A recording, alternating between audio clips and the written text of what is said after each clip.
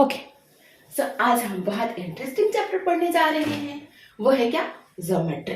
ये सब बच्चों को पसंद आता है क्योंकि इसमें बहुत सारे कंस्ट्रक्शंस रहते हैं, ड्राइंग रहते हैं, बहुत सारे शेप्स रहते हैं। तो मैं क्विकली जो है जूनियर क्लासेस का मैं आपको रिविजन करा देती हूँ। फर्स्ट पॉइंट जो हमने ये पढ़ा था, देन हमने क्या पढ़ा था? लाइन। लाइन क्या होता है? जो दोनों तरफ ऐसे एक्सटेंडेड हो, this side also extended and this side also extended. Both sides are extended till infinite. We don't know the end. Okay, then we studied about ray. ray क्या होता है? एक फिक्स्ड पॉइंट होता है, दूसरा पॉइंट क्या होता है? एक्सटेंडेड होता है। एक फिक्स्ड पॉइंट होता है, एक फिक्स्ड, एक पॉइंट पे मीन्स एक साइड वो फिक्स्ड होता है, सेकेंड साइड एक्सटेंडेड होता है। Fourth, line segment. Line segment, line segment क्या होता है? जो बोथ साइड फिक्स होते हैं, यहां पे भी फिक्स्ड होते हैं और यहां पे भी फिक्स्ड होते हैं। सो ओके, अब ये कहां कहां यूज करते हैं? सो रे को हम कहां पे यूज करते हैं? For constructing angles. जब हम एंगल बनाते हैं तो क्या होता है? एक फिक्स्ड पॉइंट होता है और ये दोनों जो होता है, दोनों साइड एक्सटेंडेड होता है। So ray is used for constructing angles. Line segment क्यों यूज करते हैं? For constructing some close shapes और पॉलीगन्स। इसको बनाने के लिए देखो हर एक पार्ट का फिक्स लेंथ है। So this is used for constructing polygons. Now let's write the name. हम नाम कैसे लिखते हैं? Suppose this is R, so इसको कैसे लिखते हैं? Point R. And this line is A B, then we write as A B and symbol is this. This means line. Ray, suppose it's MN, so MN like this. Then we have PQ, so PQ, and this is a fixed length. So this was quick review for point, line, ray and line segment.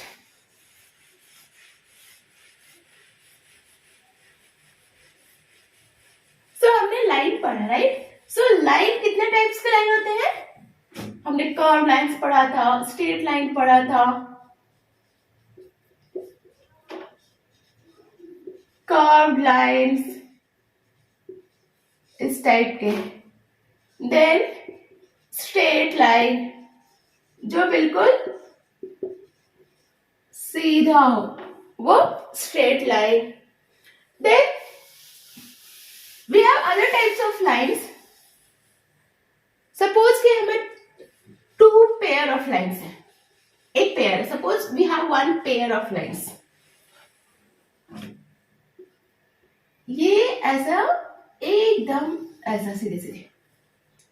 So we have a concept of parallel lines and perpendicular lines also.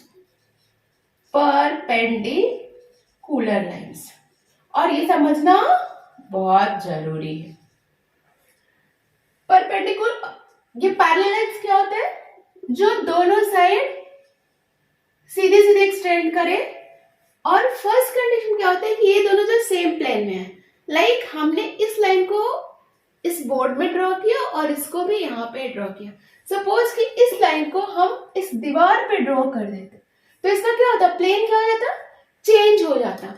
So first condition is कि plane should be same, एक ही plane में होना चाहिए, और इन दोनों के बीच का distance हमेशा क्या होना चाहिए? सेम होना चाहिए। डिस्टेंस बिटवीन टू लाइंस और ऑलवेज सेम, हमेशा सेम होना चाहिए then these lines are called parallel lines. Suppose we have A, B, P, Q. So A, B is parallel to P, Q. ये पैरेलल का sign हम लोग लिखते हैं. So AB is parallel to PQ. And what is the property? Property is the distance between these two lines will always be same. हमेशा जो है इन दोनों के बीच का जो डिस्टेंस होगा वो सेम होगा. Okay. Then we have perpendicular line. Perpendicular line means जो suppose we have one line here and we have one line here. एकदम ऐसे. और ये एंगल कितना हो 90 degree. Okay.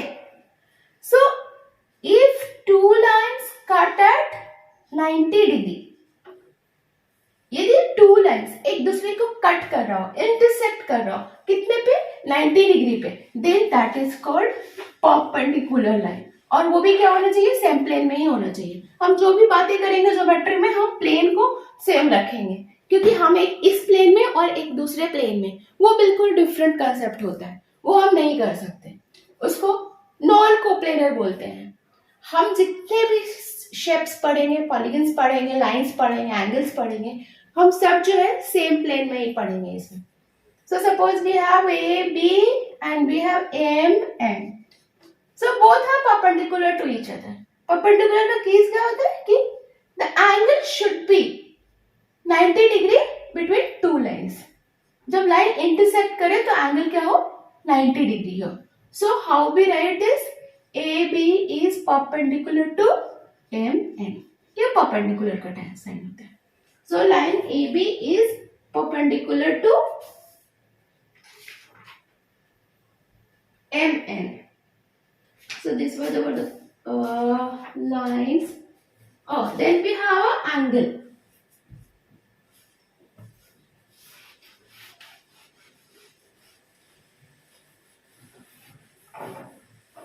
So angle. Angle क्या होता है? जब कोई दो rays, two rays intersect each other, कहीं पर भी इंटरसेक्ट करते हैं तो एक इंक्लिनेशन बनता है, एक थोड़ा सा झुकाव बनता है, एक इंक्लिनेशन होता है. उस इंक्लिनेशन को एंगल बोलते हैं. Suppose this is alpha. How do we write the angle? ये बहुत ध्यान से रखना, देखना. Suppose we have this point is O. This is called vertex. इसको वर्टेक्स बोलते हैं. ये लाइन है तो इसको क्या करते हैं? बीच में रखते हैं. And symbol of angle is this. Parallel line का सिंबल ए, परपेंडिकुलर लाइन का सिंबल ए, एंगल का ये. This is line, this is rays and this is line segment. Okay. और इसमें हम और भी बहुत सारे सिंबल्स आगे पढ़ेंगे. सो एक एक करके आप अपने मेमोरी में फीड करते जाना. सो यहाँ पे एंगल कहीं किसी पॉइंट से शुरू करो. ए रूल क्या है? इसको हमेशा बीच में आना चाहिए. A O B, A O B. और we can write angle B O A. ये एंगल का सिंबल है बी ओ ए. ओके. सो इस एंगल को नेम करने के लिए कि हम लिख सकते हैं एंगल ए ओ बी और एंगल बी ओ ए और angle alpha.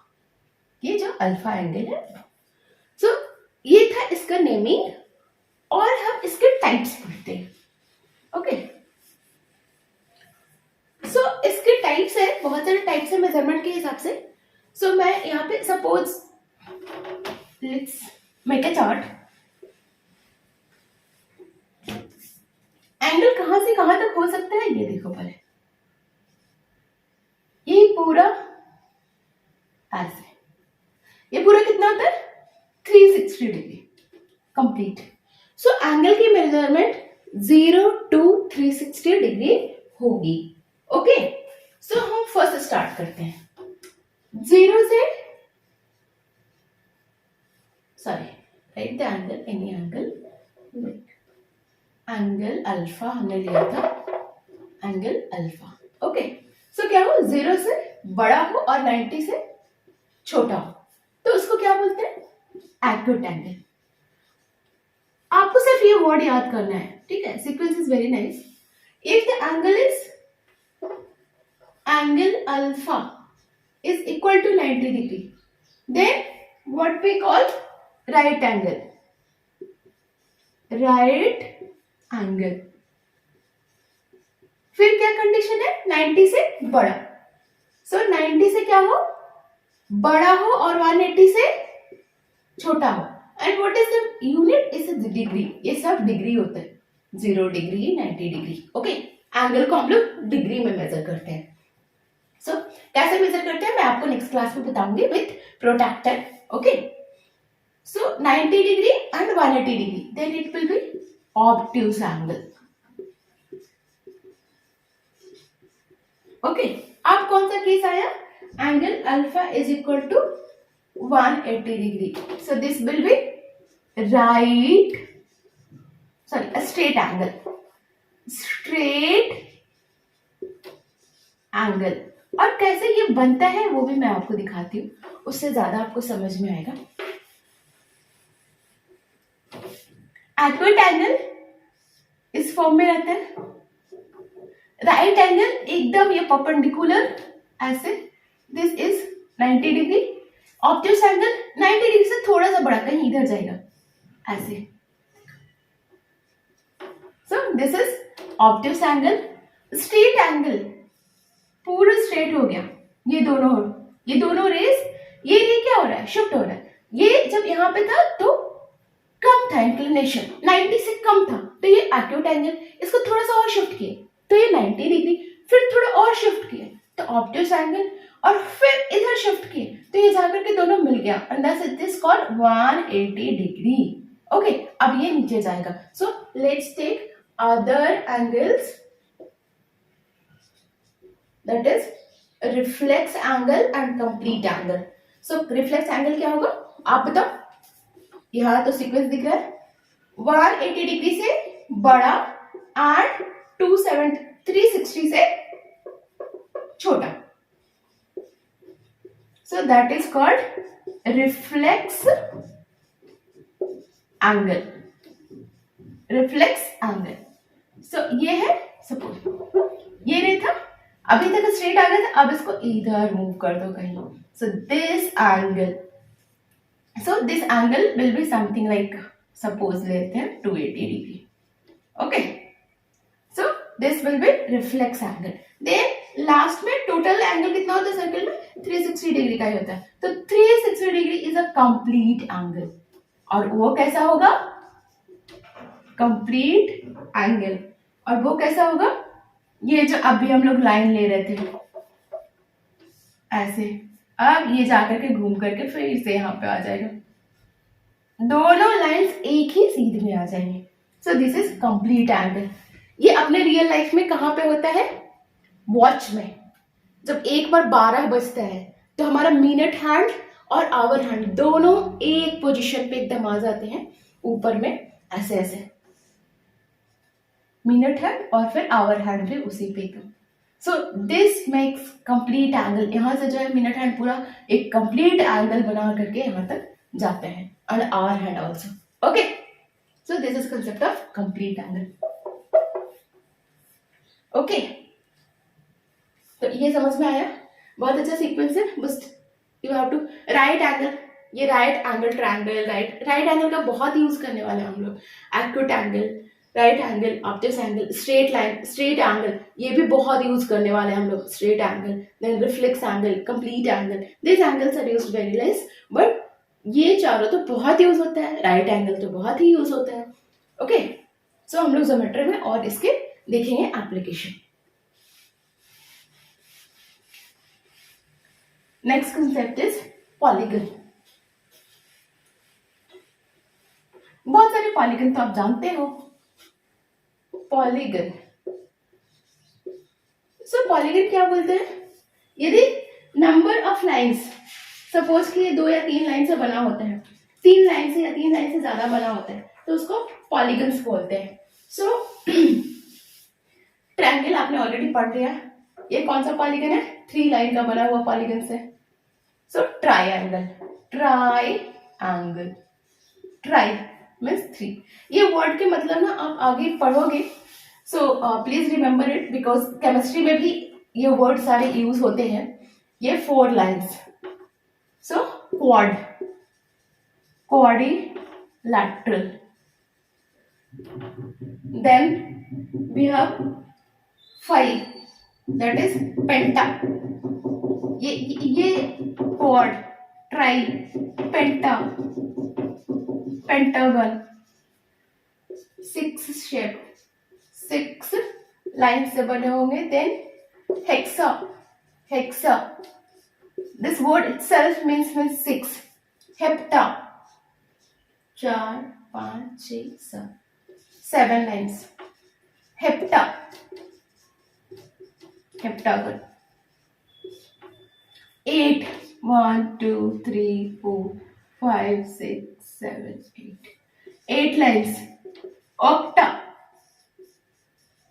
octagon, 9 lines, 1 2 3 4 5 6 7 8 9, 9 lines,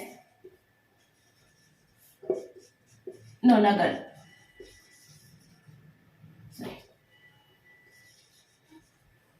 Okay, so tri, quad, penta, hexa, hepta, octa and nona.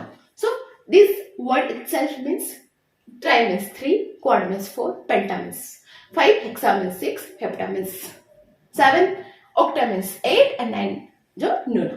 तो इसी के नेम पे इन सब पॉलीगन्स का नाम पड़ा है। सो please remember this polygon name. Okay, so this was the basic of class 5। अब मैं आपको ट्रायंगल और सर्किल के बारे में एक एक क्लास लेकर के बताती हूँ। Thank you.